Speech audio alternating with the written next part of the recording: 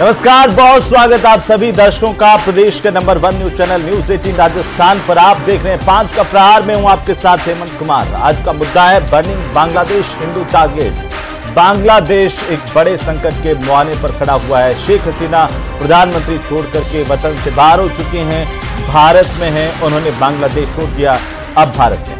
पड़ोसी देश होने के नाते भारत की बांग्लादेश के हालात पर पैनी नजर है, क्योंकि बजट सत्र अभी चालू और इसी वजह से विदेश मंत्री एस जयशंकर ने संसद को भी बांग्लादेश के हालात से रूबरू करवाया है। उन्होंने बताया कि बांग्लादेश में हिंदू आबादी पर हमले हो रहे हैं, इसे लेकर भारत बेहद चिंतित है। विदेश मंत्री ने संसद को बताया कि भारत बांग्लादेश में अल्पसंख्यक समुदाय की सुरक्षा सुनिश्चित करने में जुटा है और इसी पर आज करेंगे चर्चा। लेकिन पहले देखिए छोटी सी report.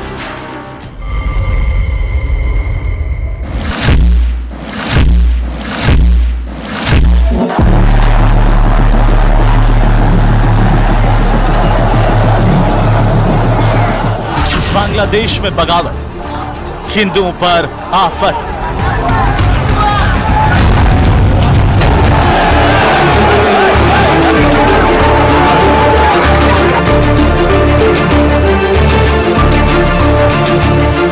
What was particularly worrying was that minorities, their businesses and temples also came under attack at multiple locations. 8% Hindu आबादी पर खतरा। हिंदू भाई बुद्ध भाई जो है उन लोग के घर में जाके मंदिर में जाके आग लगा रहे हैं। कट्टरपंथियों के निशाने पर हिंदू मंदिर, हालात बेकाबू।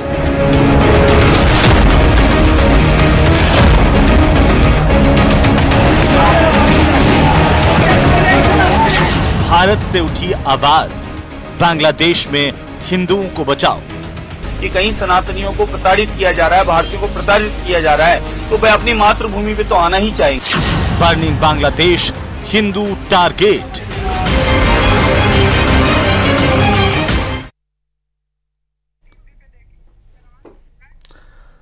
तो बर्निंग बांग्लादेश हिंदू टारगेट, इसका मतलब ये कि सवाल ये इस बात को लेकर के उठे, क्या तख्ता पलट के बाद बांग्लादेश में हिंदुओं पर आफत आ गई है, वहां पर हिंदुओं को टारगेट किया जा रहा है? क्या प्राइम टारगेट वहां के अब हिंदू अल्पसंख्यक हो गए हैं और 27 जिलों में हिंदू मंदिरों पर हमले की खबरें सामने आ रही है?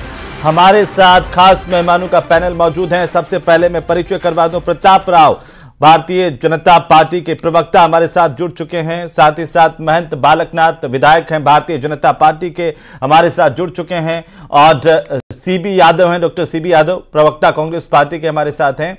साथ ही साथ कर्नल देवानंद गुर्जर हमारे साथ रक्षा विशेषज्ञ के तौर पर साथ रहेंगे। गौरी शंकर जी हमारे साथ होंगे, रिटायर्ड अधिकारी हैं, वे भी हमारे साथ हैं। तो आप सभी का बहुत स्वागत है। सबसे पहले शुरुआत करते हैं प्रताप जी आपके साथ, और बालकनाथ जी चूंकि हमारे साथ हैं तो शुरुआत बालकनाथ जी से करते हुए प्रताप जी बाद में आपके पास आता हूं। बालकनाथ जी, जो बांग्लादेश के अभी इस वक्त मौजूदा हालात हैं, ये चर्चा उठ रही है कि वहां पर तख्ता पलट के बाद में हिंदुओं को टारगेट किया जा रहा है और इसे लेकर के कई नेताओं के बयान भी है। भारतीय जनता पार्टी की ओर से नेता पश्चिम बंगाल के, उन्होंने कहा कि अब हिंदू बांग्लादेश में खतरे में है। क्या मायने लग रहे हैं आपको इसके?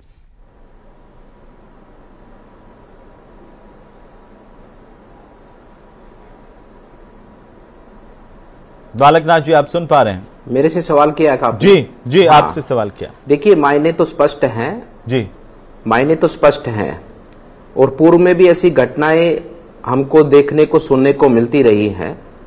और जहां तक पाकिस्तान की बात करेंगे तो पाकिस्तान में तो ऐसे अनेकों उदाहरण आपको देखने को मिलेंगे। और एक समय पर पाकिस्तान में जब बंटवारा हुआ था तो बहुत बड़ी संख्या वहां पर हिंदू आबादी की थी, लेकिन आज गिनती की मात्र वहां पर आबादी रह गई है, क्योंकि वहां पर न केवल प्रताड़ित करना, धर्म परिवर्तन करना और ऐसे कैसे इतने अत्याचार हमारी बहन बेटियों पर, हमारे वहां पर हिंदू भाइयों पर पाकिस्तान में किए गए हैं और हो रहे हैं वर्तमान में भी, ये सबको विदित है।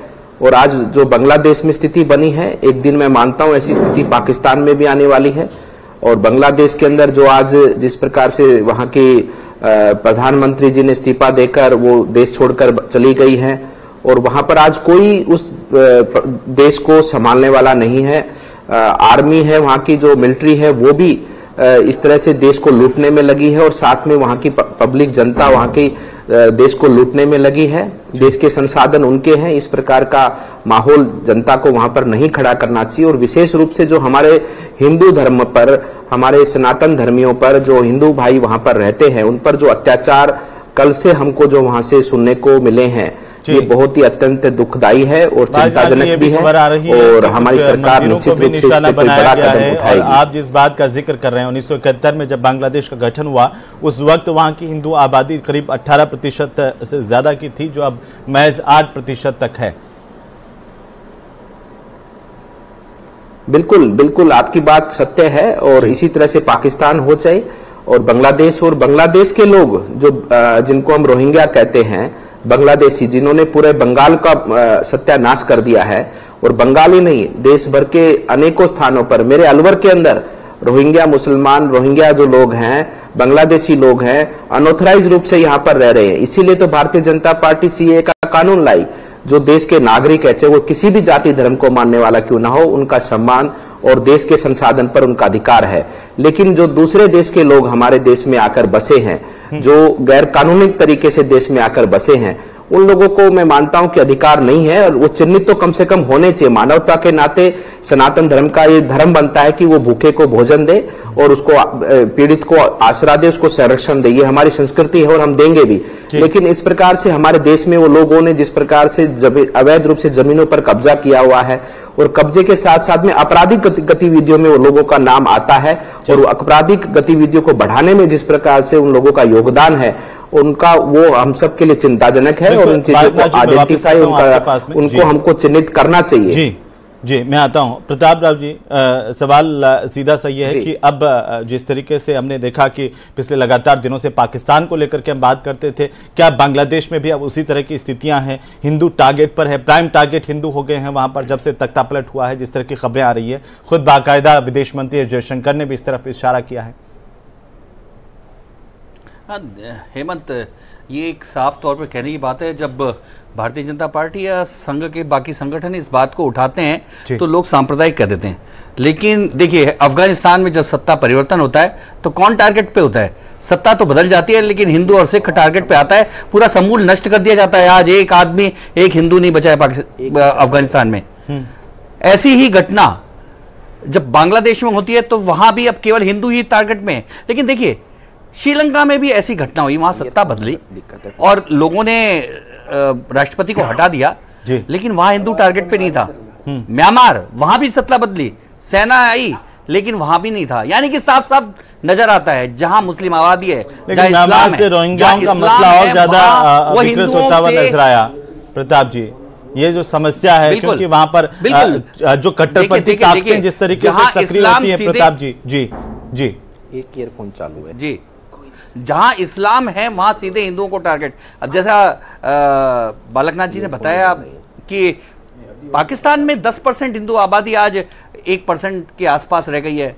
बांग्लादेश में क्या स्थिति है? और इन्हीं बातों को लेकर, जब क्योंकि हमारे आसपास की जो मुस्लिम देश हैं, उनमें जो भारत से ही अलग होकर मुस्लिम देश बने, उनमें क्या स्थिति है, उन्हीं को देखते हुए जब सीएए लाया जाता है तो तमाम विपक्षी पार्टियां, इंडी जो जुगाड़ है, वो इस बात का इसलिए विरोध करता है क्योंकि क्यों केवल हिंदुओं को। लेकिन अब नजर आता है, अब साफ नजर आता है कि 1 करोड़ की हिंदू आबादी आज बांग्लादेश में बिल्कुल तलवार की धार पर खड़ी है। उन्हें कभी भी भगा दिया जा सकता है। उनके मंदिरों पर हमले हो रहे हैं, उनके घरों पर हमले हो रहे हैं, उनकी दुकानों पर हमले हो रहे हैं। कितने ही महिलाओं के साथ अभी दुर्व्यवहार हो गया है, कितने हिंदू मारे जा चुके हैं। 3 नेता हिंदुओं के वो मारे जा चुके हैं अभी इसी हमले में।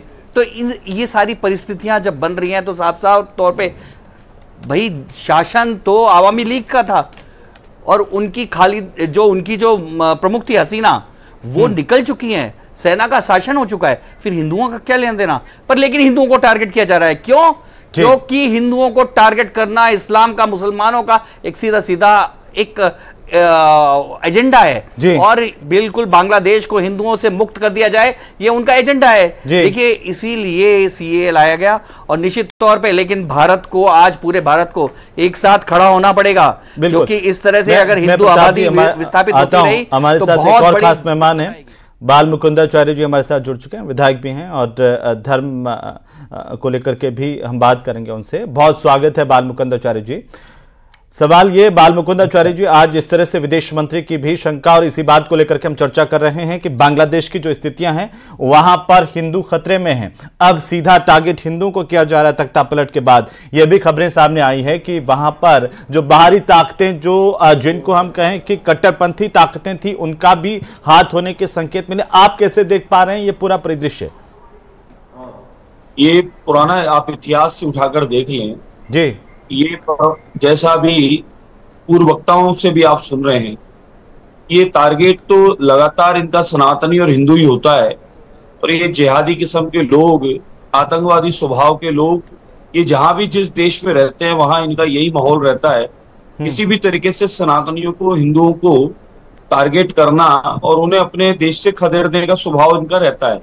आप देखिए, आदरणीय प्रधानमंत्री नरेंद्र मोदी जी ने एक बड़े भाई बनकर शेख हसीना जी को सुरक्षित वहां से निकाला और उनकी जो मदद उन्हें मांगी वो मदद की। और पहले भी आप कई देशों में इस प्रकार के उपद्रव हुए तो आदरणीय प्रधानमंत्री नरेंद्र मोदी हो या भारत की तरफ से पहल की गई और इन सब में मदद का पूरा प्रयास किया गया, मदद की भी गई। लेकिन आप देखें उसके बाद भी वहां पर अल्पसंख्यक समाज के रूप में हिंदू समाज रहता है, सनातनी रहता है जी। उन लोगों को टारगेट किया जा रहा है, मंदिरों को तोड़ा जा रहा है और हिंदू समाज के लोगों को प्रहार किया जा रहा है।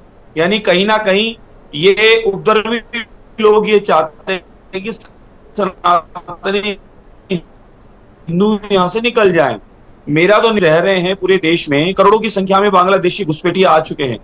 इन घुसपैठियों को तो बांग्लादेश भेज देना चाहिए और हमारे वहां जो हैं उनकी सुरक्षा की व्यवस्था करनी चाहिए या उनको लाने की व्यवस्था करनी चाहिए, क्योंकि ये उपद्रवी लोग ये किसी के ही नहीं है, न कानून का पालन करते, न लॉ एंड ऑर्डर का पालन करते, न कोई प्रधानमंत्री न राष्ट्रपति, ये किसी कानून का पालन नहीं करते लोग। तो ये उपद्रवी किसी भी हद तक जा सकते हैं जी। लेकिन बाल मुकुंदाचार्य जी, अब तो आपकी सरकार है, किसको बाहर भेजना है, किसको लाना है, इस पर कोई कदम आप ही को उठाना होगा, आपकी सरकार को ही उठाना होगा। बाकी आपने जो बातें कही है वो बहुत गंभीर है। जी जी, पूरी कर लीजिए। मैंने आज मीडिया के माध्यम से और सरकार के प्रतिनिधि जितने भी हमारे यहाँ पर मौजूद है, मैंने सबको यही निवेदन किया। और आज नहीं, मैंने आज के 5 महीने पहले भी ये निवेदन किया था कि पूरे राजस्थान में भी आप वेरिफिकेशन करवावें, हर गली मोहल्ला और चौराहे पर और फुटपाथ पर और आपके डिवाइडर पर और घरों के अंदर तक ये बांग्लादेशी घुस चुका है। और ये उपद्रवी बांग्लादेशी ये जिस कदर यहाँ आया है, लाखों के करोड़ों की संख्या में हो गया है, ये यहाँ भी कभी उपद्रव कर सकते हैं। इनको चयन करने की आवश्यकता है, किराएदार वेरिफिकेशन करने की आवश्यकता है, क्योंकि इस प्रकार के उपद्रवी कहीं भी रहेंगे। कई अनुभव हैं जैसा अभी पूर्व महंत जी बता रहे थे, पाकिस्तान में किस प्रकार से अल्पसंख्यक लोग रूप में हमारे हिंदू भाई बहन रहते थे, सिंध प्रांत में लोग रहते थे, किस प्रकार से रातों रात उनको छोड़ के भागना पड़ा।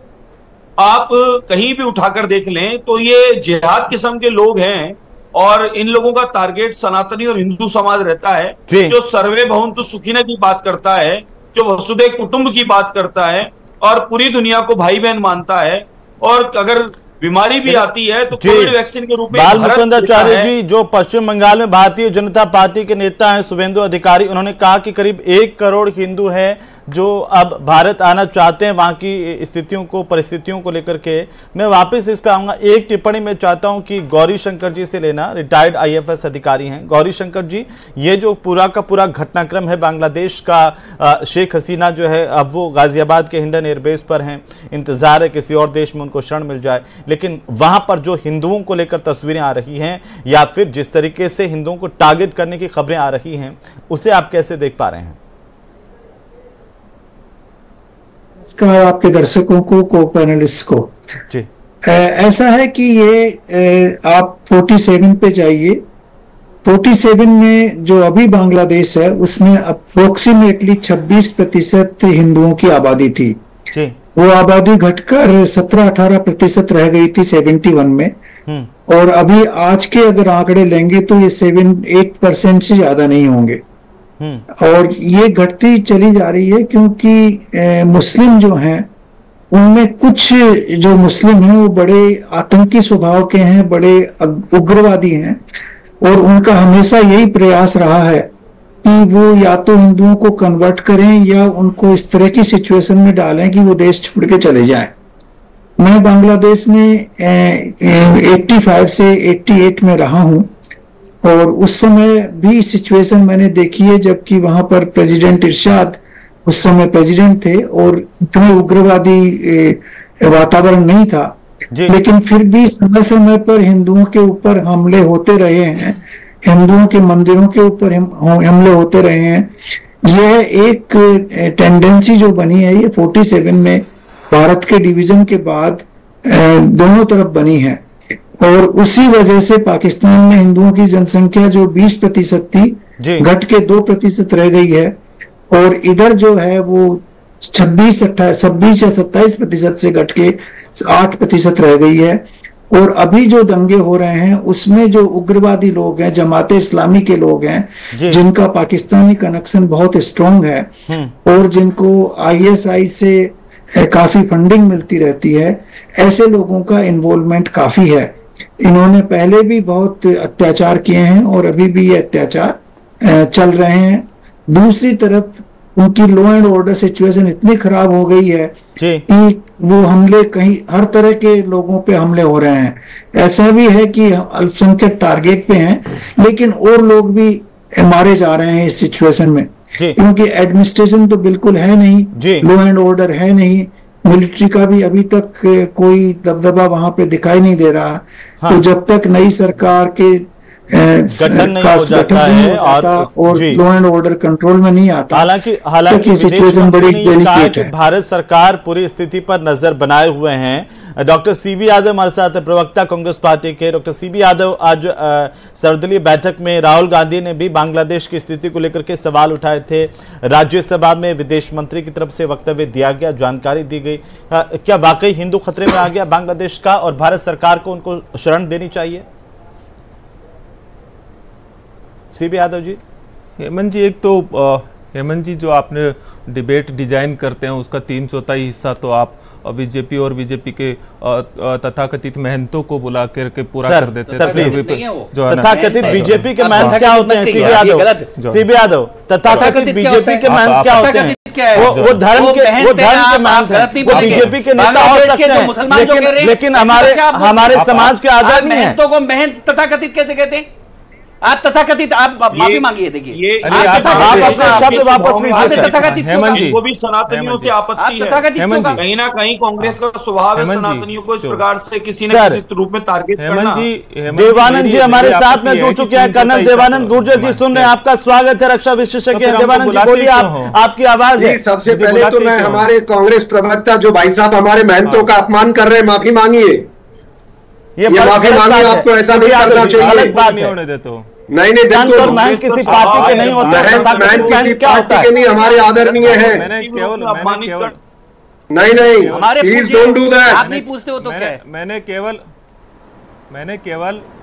मैं जो है केवल आप मेरी बात मुझे रखनी नहीं दे रहे, डिबेट में बुलाया। नहीं, आप माफी मांगिए। क्या होता है? मैं वापस लीजिए। इस तरह से आप एक नेशनल चैनल पर बैठ के मेरी आपत्ति प्लीज संत है, आप माफी मांगिए।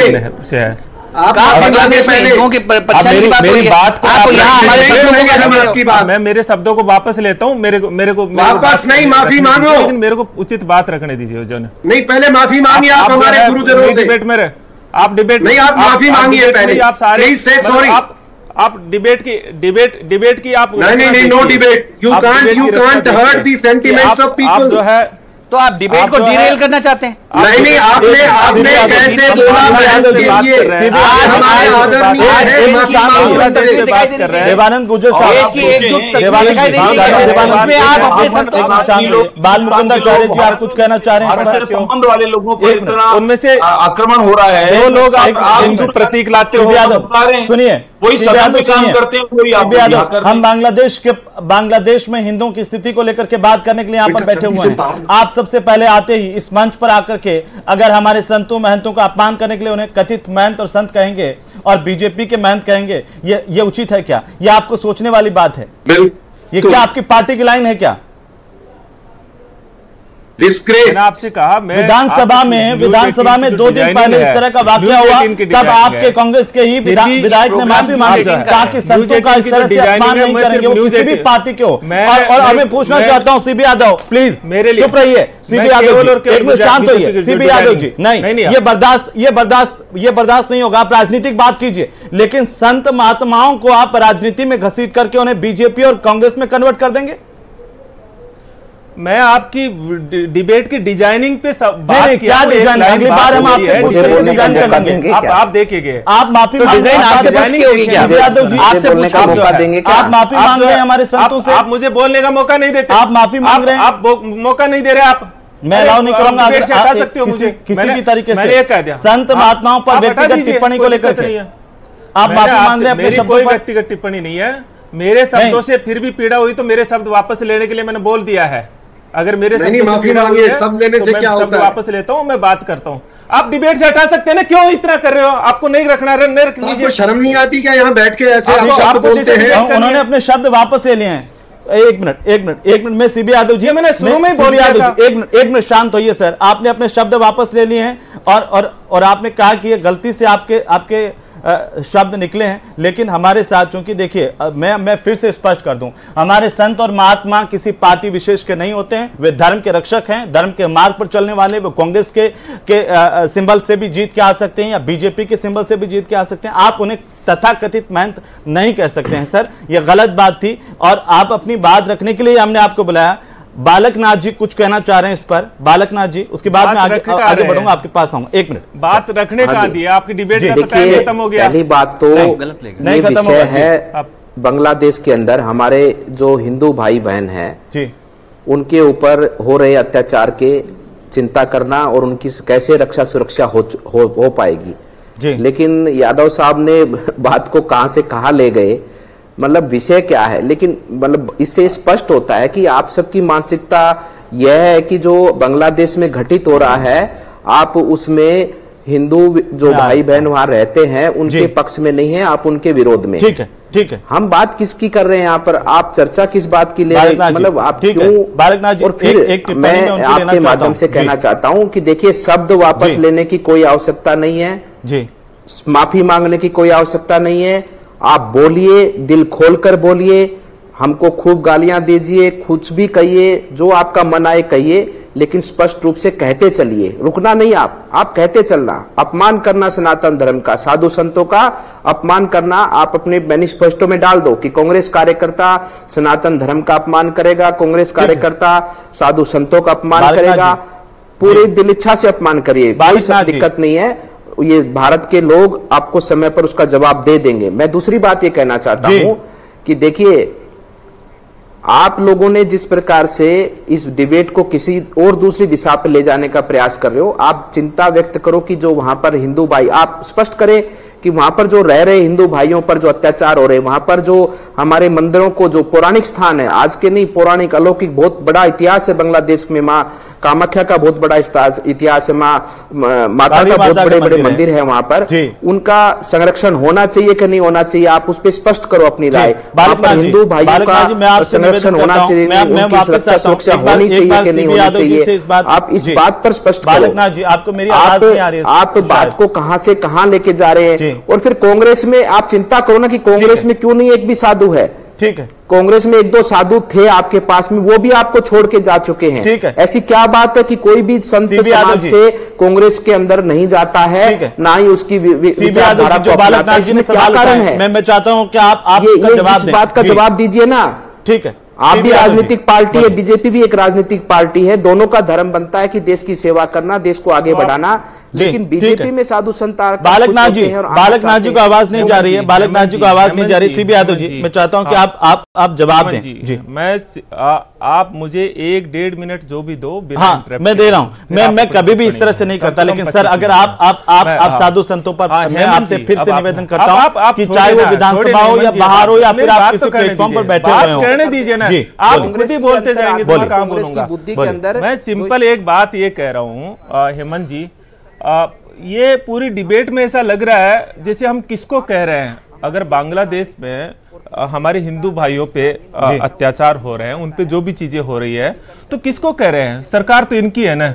मतलब खुद की ही सरकार की विफलताओं को ऐसे कर रहे हैं जैसे हमारे देश के भीतर कोई हिंदू मुसलमान के भीतर लड़ाई चल रही हो। ये तो इनकी विफलता है ना। 1971 के अंदर हमारी प्रधानमंत्री स्वर्गीय इंदिरा गांधी जी ने जब आंख दिखाया था तो बांग्लादेश का निर्माण किया था। अरे आंख नहीं दिखाई, बिल्कुल इस बात को जिम्मेदारी के साथ कहता हूँ, इस बात को जिम्मेदारी के साथ कहता हूँ। आपके बीच में नहीं बोला, आपके पास थोड़ा सा गलत चीजें ले आप आज ये हिंदुओं पे जो अत्याचार हो रहे हैं, आपका ये हिंदुओं पे जो अत्याचार हो रहे हैं आप उसके विषय में बोलिए ना। बीच में मुझे क्या विषय सरकार की क्या बात है? आज जो सबसे बड़ी चिंता है इसमें, आज जो सबसे बड़ी केंद्र सरकार की क्या बात आ गई? आज जो सबसे बड़ी चिंता है वो ये है कि 12 से 13 हजार जो हमारे देश के देशवासी है जो वहां फंसे हुए हैं, उनको लाने की सबसे बड़ी चिंता होनी चाहिए।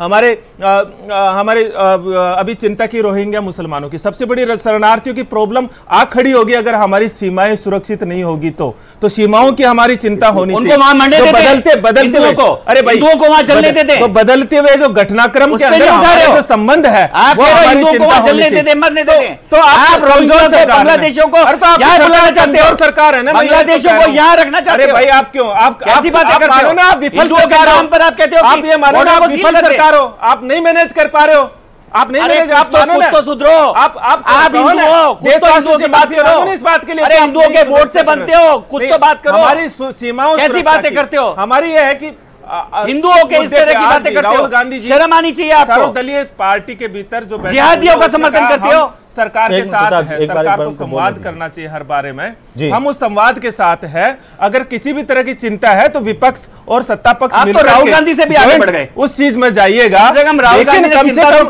यहाँ हम एक माहौल ऐसा तो नहीं क्रिएट करें ना कि ये लड़ाई हिंदू मुसलमान की है। नहीं, कौन कर रहा है? मुसलमान की लड़ाई क्रिएट कौन कर रहा है? हिंदू कौन कर रहा है? शेख हसीना कोई मस्जिद नहीं है, किसी मस्जिद को तोड़ा गया है? ये इनका केवल मंदिरों को तोड़ा गया है, केवल मंदिरों को तोड़ा गया है। तो आज क्या एक भी मस्जिद चली क्या? शुरू से अच्छा, आप सीधे यादव जी, आप ये तय कर चुके हैं कि दुनिया में हिंदुओं के अलावा किसी पर भी अत्याचार हो तब आपको मानवाधिकार भी याद आएंगे, तब आपको सारी चीजें याद आएगी। चाइना के अंदर टैंक से स्टूडेंट उड़ाए जा रहे थे, सारे उदारवादी चुप, मुंह पर पट्टी बांधी, है ना। अगर बांग्लादेश में हिंदुओं के ऊपर अत्याचार हो जाए तो पट्टी बांध लो, जो कह दो कि भाई बांग्लादेश वाला मसला हिंदू मुसलमान का मसला है। अरे तो आप ठेकेदार मुसलमान के ठेकेदार, तब भी वो अंग्रेजों के साथ मुसलमानों के ठेकेदार, तब भी वो अंग्रेजों से पेंशन दुनिया के मुसलमानों के ठेकेदार कहां पर आ गया? मुसलमानों के ठेकेदार लोग हैं आप, दुनिया के मुसलमानों का बचाव करते हो क्या? आप आतंकियों का बचाव करते हो। ठीक है, देवानंद जी हमारे साथ हैं। ठीक है, सीबी यादव जी, आप बोलते हैं तब इसी तरह से बोलते हैं। कर्नल देवानंद गुर्जर जी, कैसे देख पा रहे हैं पूरा मसला? हालांकि सीबी यादव इसे दूसरी तरफ ले जाने की कोशिश कर रहे हैं, क्या यह सिर्फ हिंदू मुसलमान का मसला है, या फिर मैं आपसे जानना चाहता हूं कि यह कट्टरपंथी ताकतों प्लस उदारवादी ताकतों के बीच की लड़ाई है और वो मसला बड़ा होता जा रहा है? जी देखिए, सबसे पहले जो बांग्लादेश के इसको ये जिस प्रकार से हमारे साथी जो भी जिस पार्टी से हमें इनके परिचय नहीं है मेरा, पर सबसे पहले तो मैं कहना चाहूंगा कि ये लड़ाई आज कोई हिंदू मुसलमान की नहीं बची है। ये एक हमारे देश के ऊपर ऐसा बड़ा हमला है। और आपने सही कहा कि जब कट्टरपंथियों ने वहां चुनी हुई सरकार को हटा दिया और हटा करके उनको देश से भगाने पे मजबूर कर दिया, और ये कट्टरपंथी वही है जो उन्होंने 1947 में भारत के टुकड़े किए थे।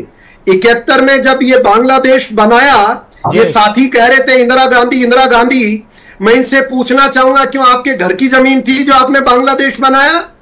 और वहां पर जो जितने हमारे देश के लोग आज भी फंसे हुए हैं, और जो आज खतरा, जो आपने सही कहा कि जो वहां हिंदू है बड़ी संख्या में, उनके लिए चिंता का विषय है।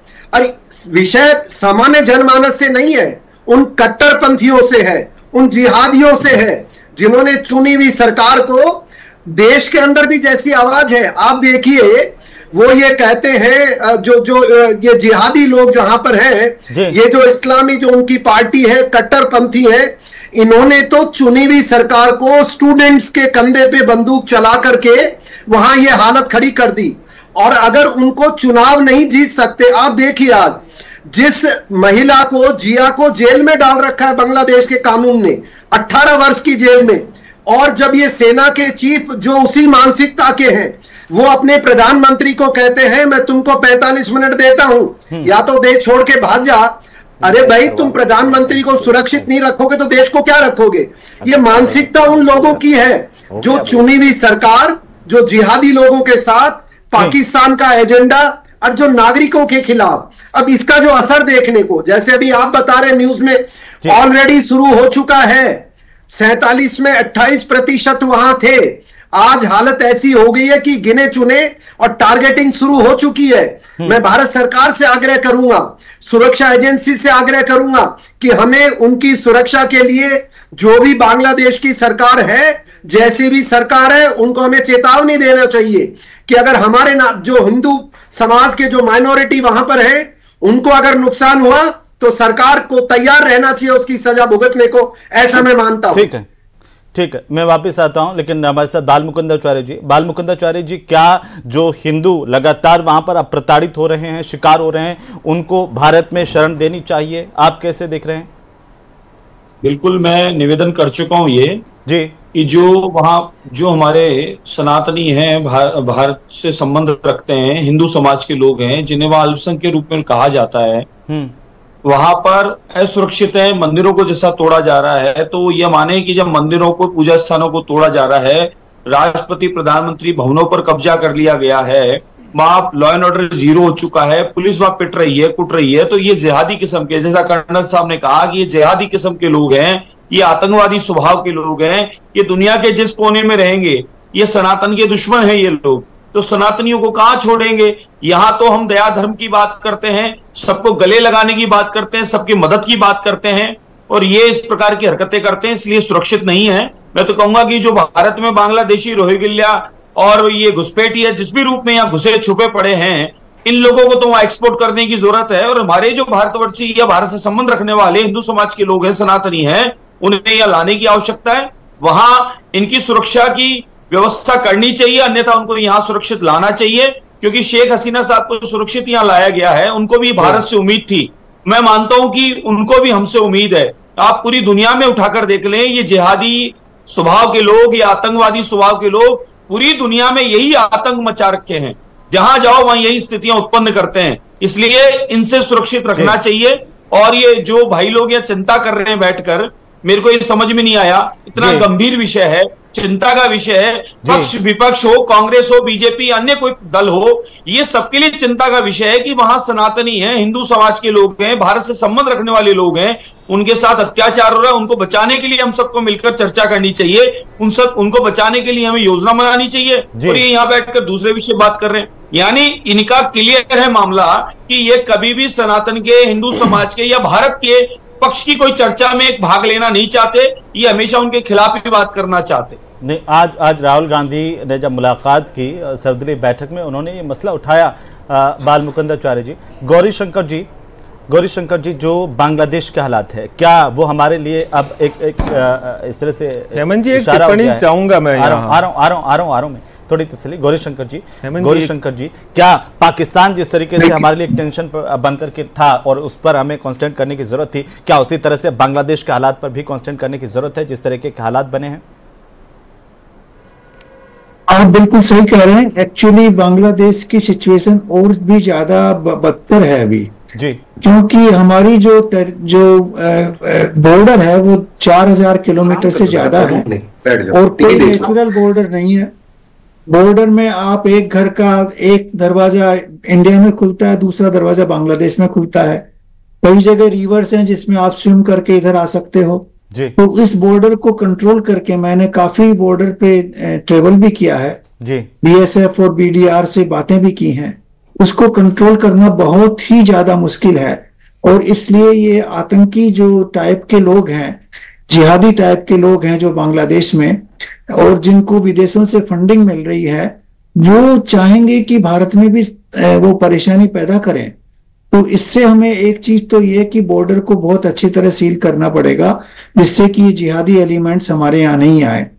दूसरी चीज, जहां भी अल्पसंख्यक, चाहे उनको हिंदू हो चाहे क्रिश्चियन हो, उनकी सुरक्षा करना उस देश का कर्तव्य है और हमें इसको बड़े फोर्सफुली उठाना चाहिए कि अगर अल्पसंख्यकों पे, हिंदुओं पे या और किसी लोगों पे अगर प्रहार हो रहा है और उनके टेम्पल्स तोड़े जा रहे हैं, उनको परेशानी में डाला जा रहा है, तो भारत सरकार का कर्तव्य बनता है कि वो उनसे पूरी तरह से सख्ती से आके बात करे और उनको बताए कि ये स्थिति हमें सहनीय नहीं होगी।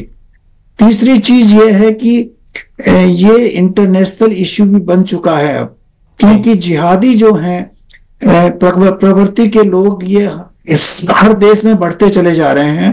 ये यूरोप में भी आपने देखा, ब्रिटेन में भी देखा, जर्मनी में भी देखा, आपने स्वीडन में भी देखा, अभी आप कनाडा और यूएस में भी देख रहे हैं। तो ये एक सब्जेक्ट ऐसा है जिसको यूनाइटेड नेशंस में भी रेज करना चाहिए कि इस तरह की जिहादी प्रवृत्ति के लोग जो चाहते हैं कि और किसी धर्म को या और किसी आस्था वाले लोगों को जिंदा ही नहीं छोड़ें, वो जो चीज है उसके ऊपर पूरे संसार में विस्तार से एक चर्चा होना जरूरी है।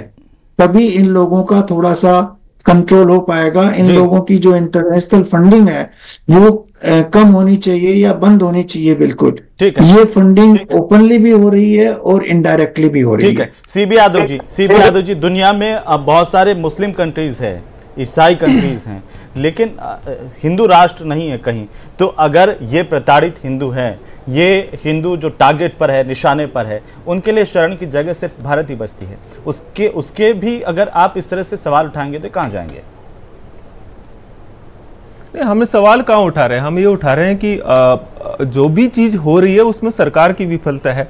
मैं सिर्फ हेमंत जी, बात यह है जब इस तरह के मामले होते हैं, जब मानवता पे खतरा होता है, कोई एक धर्म पर नहीं, पूरी मानवता पे खतरा होता है, और हमारे सम्मानित बाल मुकुंदाचार्य जी हो, बालक नाथ जी हो, ये सनातन धर्म तो सबसे बड़ा मानवतावादी धर्म रहा है। हमारी चिंता इस समय डिप्लोमेटिक तरीके से हम बांग्लादेश में जो परिस्थितियां उत्पन्न हुई है उसका समाधान डिप्लोमेटिक तरीके से निकलेगा। विदेश नीति में डिप्लोमेटिक तरीके से निकलता है, चाहे हम अंतर्राष्ट्रीय दबाव बनाए, चाहे हम हमारी ताकत दिखाएं, और हम वहां की आंतरिक स्थिति में भी जो हमारे लोग फंसे हुए हैं उनको सुरक्षित लाना, ये हमारा सबसे पहला नैतिक दायित्व बनता है। अल्पसंख्यकों के मानवाधिकारों का हनन हो रहा है, ये भी हमारा दायित्व बनता है, चूंकि हम पड़ोसी देश है, और हमारी सीमाएं सुरक्षित रहो, ये भी हमारा दायित्व बनता है। लेकिन ये प्रयास तो डिप्लोमेटिक तरीके से होगा ना। मेरी आपत्ति सिर्फ इतना है कि हम सनातनी है तो फिर हम किसी एक धर्म या एक विशेष वर्ग के प्रति नफरत, अगर हम उस परिस्थिति का फायदा उठा करके अगर हमारे देश के भीतर हम एक विशेष धर्म या वर्ग के प्रति नफरत फैलाते हैं, तो फिर हम सच्चे सनातनी तो नहीं है। फिर हमारे ऊपर तो बोलना में दिक्कत है क्या? इन परिस्थितियों के भीतर भी दिक्कत है क्या? मानवतावादी हो, आतंकी मुसलमान है, तुम्हारे में दिक्कत है क्या? नीति में हमारा राज क्या कहें उसके ऊपर होता है, तो आतंकी वो हिंदू हैं, आपको दिक्कत क्या है? वो आतंकी मुसलमान है, हमारा देश वो आतंकी मुसलमान है, के बहाने से वो आतंकी मुसलमान है, चाइना है, इसमें क्या गलत है? विदेशी ताकत सब जानते हैं, कभी भी किसी हिंदुओं ने कभी भी अपने सामान्य मुसलमानों पे हमला नहीं किया। हमारे लोग हैं ऐसा है,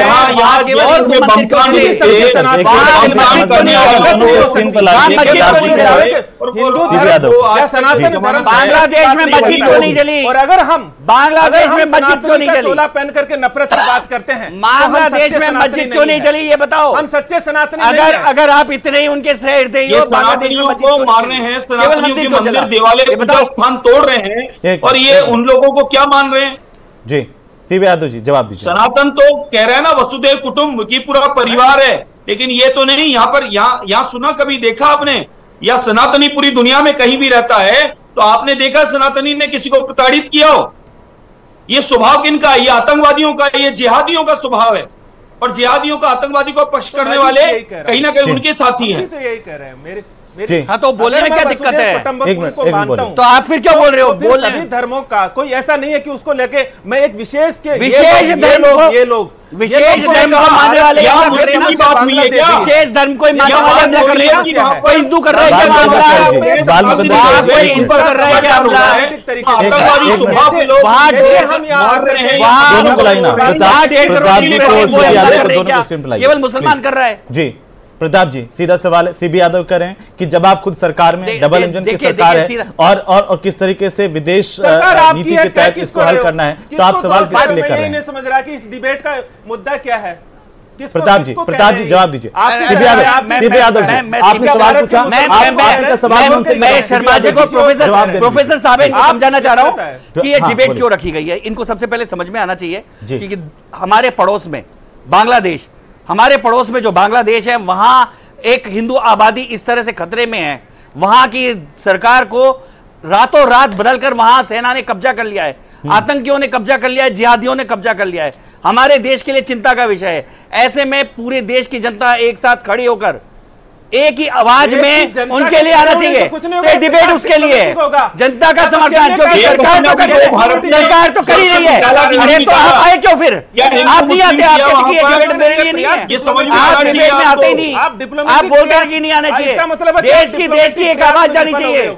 चैनलों में चर्चा इसलिए होती है, चैनलों में चर्चा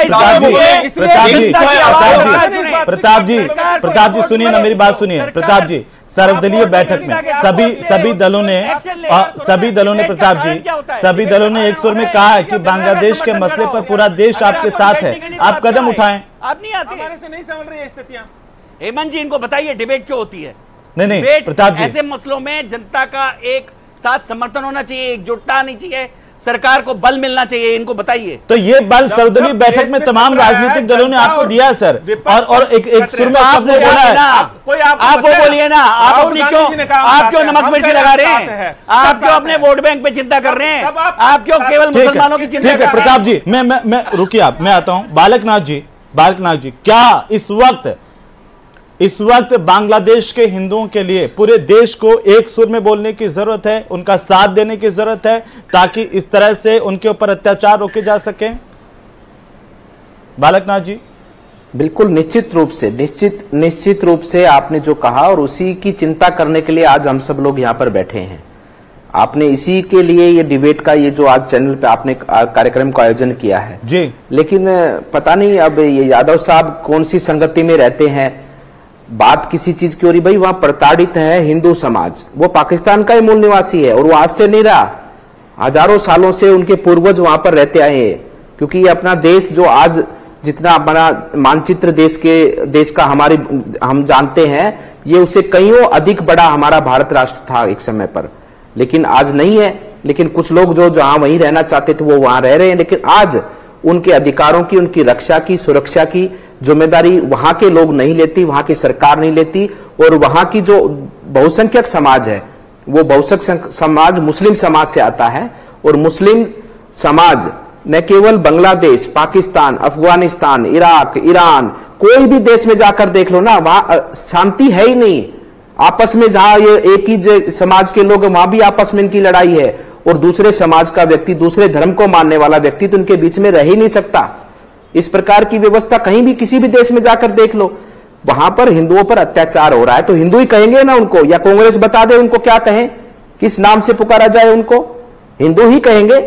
वो वहां पर प्रताड़ित है, वो वहां पर दुखी है, वहां पर मंदिरों को जलाया जा रहा है, वहां पर लूट मचाई गई है, उनकी बहन बेटियों की पता नहीं। तो अब वो तो बांग्लादेश है, वहां से समाचार भी नहीं आ रहे, कितनी बहन बेटियों की वहां पर इज्जत लूटी गई होगी। जिस प्रकार से, इसलिए आप थोड़ा समझो। और आप, मुझे नहीं लगता कि आप कांग्रेस के प्रवक्ता हैं, मैं तो आपको मानता नहीं इस प्रकार से जो आप बातें कर रहे हैं यहां पर इस मंच पर बैठकर। वहां पर जो प्रताड़ित है, हम उसकी रक्षा सुरक्षा की बात कर रहे हैं। वो हिंदू है, और हिंदुओं का घर है ये भारत भूमि, नेपाल, भारत, ये दोनों देश जो हिंदू धर्मी है, यहाँ पर बहुसंख्यक समाज के रूप में हिंदू रहता है। उनकी पौराणिक, हमारे पूर्वज एक मतलब आदिकाल से हिंदू इस भूमि में जन्म लेता रहा है। ये भारत क्षेत्र, ये जम्मू द्वीप उनकी भूमि है, और उस भूमि में जिस प्रकार से आप पर कोई विपदा आएगी तो आप अपने घर की तरफ ही भागोगे ना भाई, अपने गांव की तरफ ही भागोगे ना भाई। तो ऐसी विपदा में वो लोग हैं, और देश आज उनके लिए चिंतित है। और निश्चित रूप से हमारी सरकार जहां जहां भी ऐसे हमारे देश के नागरिकों को भी आप पूर्व के इतिहास में देखेंगे, जब उन पर कोई ना कोई आपदा आई तो देश के माननीय प्रधानमंत्री जी ने और बहुत बड़े व्यापक स्वरूप से जाकर उनके उन बच्चों को, चाहे छात्रों की बात हो चाहे नागरिकों की बात हो, उनको वापस देश के अंदर लेकर आए। और आज इसी प्रकार से आज बांग्लादेश के अंदर भी जो हमारे भाई बंधु हैं उनकी रक्षा सुरक्षा हमारी सरकार करेगी, और उनको वापस देश में लाना हो या उनकी वहीं पर रहकर रक्षा, हम सक्षम है इस बात के लिए कि हम बांग्लादेश में भी जाकर हमारे जो भाई बंधु हिंदू धर्म के लोग वहां पर रहते हैं, हम उनकी रक्षा सुरक्षा करने में सक्षम है, वहीं पर जाकर भी रक्षा सुरक्षा कर सकते हैं। और निश्चित रूप से हमारी सरकार इसमें कोई ना कोई कदम उठाएगी। कि हमारी सरकार, भारत सरकार नजर बनाए हुए है हर स्थिति पर, क्योंकि वहां पर डेवलपमेंट अभी बहुत तेजी के साथ हो रहा है, स्थितियां बड़ी तेजी के साथ बदल रही है, तो सरकार तुरंत कोई एक्शन ले, ये तो हम कर्नल देवानंद गुर्जर साहब से ही जानेंगे। गुर्जर साहब, जो स्थितियां 15 जुलाई के बाद जिस तरीके से बनी, और एक बहुत महत्वपूर्ण सवाल जिस पर मैं आना चाहता हूं वो ये कि अब तक जो चीजें सामने आई है कि मैं अभी हूं बरकरार। बालकनाथ जी आप रुके थोड़ी देर। और देवानंद जी, ये सवाल ये इसलिए उठ रहा है क्योंकि ये देखने को मिला है कि 15 जुलाई के बाद जैसे स्थितियां बदली है, उसमें कहीं ना कहीं बाहरी ताकतों का हस्तक्षेप रहा है, जो भारत विरोधी ताकतें हैं वो सक्रिय हुई हैं। जी, मैं आपके सवाल से बिल्कुल सहमत हूं कि देखिए जो बांग्लादेश के अंदर हुआ है, मैं 2-3 हिस्से में आपको बताना चाहूंगा, आपका समय ज्यादा न लेते हुए। पहली बात यह कि देखिए ये जो कार्रवाई हुई है सुनियोजित कार्रवाई है, ये एक दिन की कार्रवाई नहीं है, और ये कार्रवाई उन लोगों द्वारा है जो चुनी हुई सरकार को वहां से हटाने के जिम्मेवार है। वो ना तो उसके बांग्लादेश के दोस्त हो सकते, ना वहां के नागरिकों के दोस्त हो सकते, और हमारे हिंदुस्तान जैसे जो बड़ा उनके इर्द गिर्द चारों तरफ से रादर हम है, हमारा भी हितैषी नहीं हो सकते। और जो इसमें एंगल है 2-3 आए। पहला तो यह है कि क्लियर कट की जो लोग वहां पर, उनके जो जिहादी मानसिकता, कट्टरपंथी जो लोग बांग्लादेश के अंदर थे, जिनकी जो विपक्ष के लोग हैं जो जेल में बैठे हैं, बच्चों का नाम लेकर के उन्होंने आंदोलन कर करके ये पूरा खेल रचा है। ये नैरेटिव है। इसके अंदर नैरेटिव के अंदर पाकिस्तान भी शामिल है और अमेरिका भी शामिल है, चीन भी शामिल है। कैसे है, मैं थोड़ा सा आपका समय लेके बताना चाहूंगा। बहुत ज्यादा समय नहीं है। ओके, कोई बात नहीं, मैं आखिरी बात पे आना चाहूंगा। मैं वो ये कि देखिए पूरी परिस्थिति के अंदर जब यहां पर हमारे देश के ऊपर भी एक तरह सुरक्षा के लिए खतरा बढ़ चुका है, और हमारे जितने संत महात्मा साधु संत और जो सामान्य भारत के लोग हैं जो सनातनी विचार के हैं, बांग्लादेश कोई नया नहीं है साहब, ये तो 52 वर्ष पहले ही अलग हुआ है। हमारे देश के हमारे सब लोग एक हैं, और देखा गया 47 से लेकर के बांग्लादेश में 28% हिंदू हुआ करते थे, जो आज मात्र 1% बच गए हैं। और उनकी जो स्थिति है, जब भी ऐसे बांग्लादेश में पहला ये तख्ता पलट नहीं है, ये छठा तख्ता पलट है।